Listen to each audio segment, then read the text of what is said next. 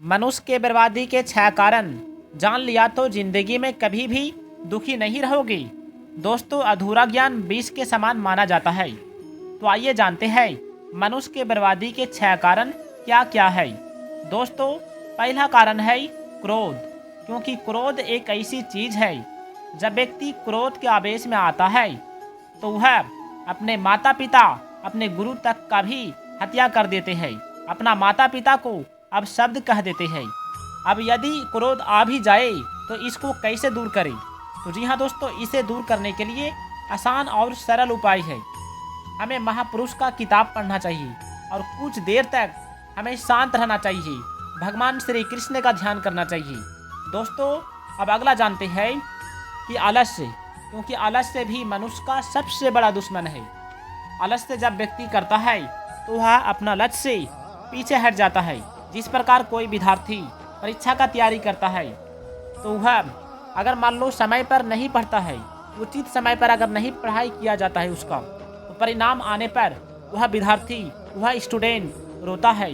इसलिए हमें उचित समय पर उचित काम करना चाहिए। लेकिन विद्यार्थी आलस्य होने के कारण वह एग्जाम की तैयारी और भी कोई काम सही तरह से नहीं कर पाते हैं, समय को वैल्यू नहीं देते हैं। अतः हमें समय के महत्व को समझना चाहिए। कबीरदास जी ने कहा, कल करे सो आज कर, आज करे सो अब, पल में प्रलय होएगा, बहुरी करेगा कब। अर्थात जो काम हमें कल करना चाहिए उस काम को हमें आज ही कर लेना चाहिए। जो काम आज करो उस काम को अभी करना चाहिए, तभी हम जिंदगी में सक्सेसफुल हो सकते हैं। दोस्तों, और अगला कारण है कि इच्छा। मनुष्य के पास इतना इच्छा होता है, कुछ मिला तो वह ये समझता है कि और थोड़ा मिल जाता, इतना मिल जाता, इतना मिल गया तो ऐसे हुआ, और 1-2 लाख हो जाता, तो कभी भी शांति नहीं मिलती। मनुष्य का इच्छा बढ़ता ही चला जाता है। अब आइए जानते हैं श्री कृष्ण भगवान ने क्या कहा। सबसे बड़ी बात, संसार के सुखों की कामना और मोह के त्याग से शांति मिलती है।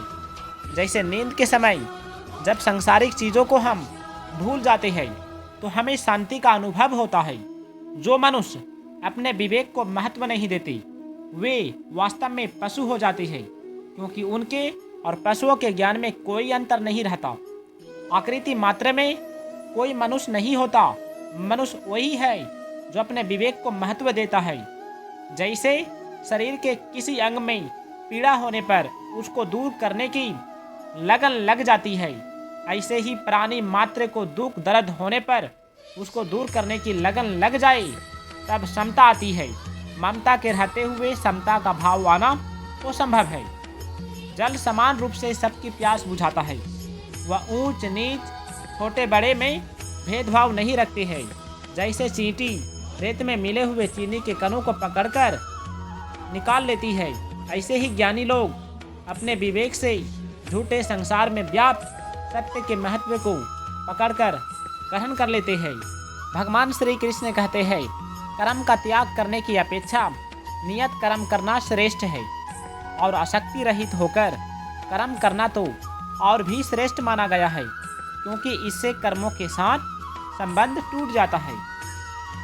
कर्तव्य कर्मों से जी चुराने वाला व्यक्ति नींद, आलस्य और भ्रम में अपना अमूल्य समय नष्ट कर देता है, जिससे उसका पतन हो जाता है। भगवान श्री कृष्ण कहते हैं, जब मनुष्य मन से इंद्रियों को अपने बस में कर लेते हैं तो इंद्रियां जिद नहीं करती। उनको जहां लगाना चाहे वहीं में वे लग जाती है, और जहां से उनको हटाना चाहे वहां से वे हट जाती है। जब कर्म अपने लिए न करके दूसरों के हित के लिए किया जाता है तो वह कर्म योगी कहलाता है। जिस व्यक्ति के भीतर कर्म करने का वेग, आसक्ति, रुचि हो, पर अपना कल्याण करने की इच्छा मुख्य हो, ऐसे व्यक्ति को नए नए कर्म आरंभ करने की जरूरत नहीं है।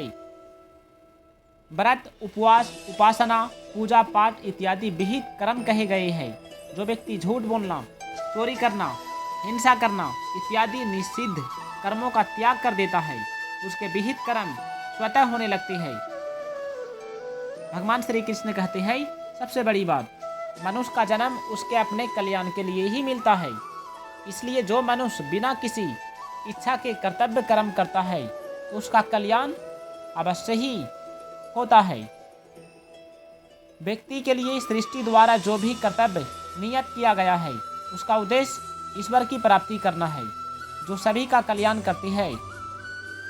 तो वह जब व्यक्ति किसी भी साधन, कर्म योग, ज्ञान योग, भक्ति योग द्वारा अपने उद्देश्य को पूर्ण कर लेता है तो उसके लिए कुछ भी करना, जानना अथवा पाना शेष नहीं रहता।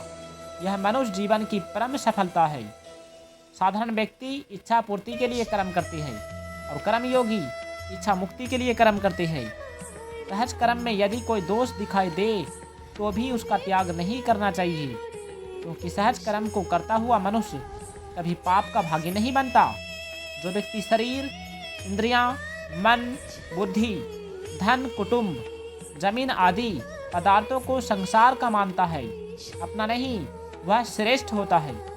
जिस व्यक्ति के मन में इच्छा, ममता, आसक्ति, स्वार्थ, पक्षपात आदि दोष नहीं होते, उसके शब्दों का दूसरों पर अनुकूल प्रभाव पड़ता है और लोग वैसा ही आचरण करने लगता है। अगर किसी कर्म की बार बार याद आती है तो हमें यही समझना चाहिए, क्या हमारे कर्म में कोई त्रुटि तो नहीं हुई है।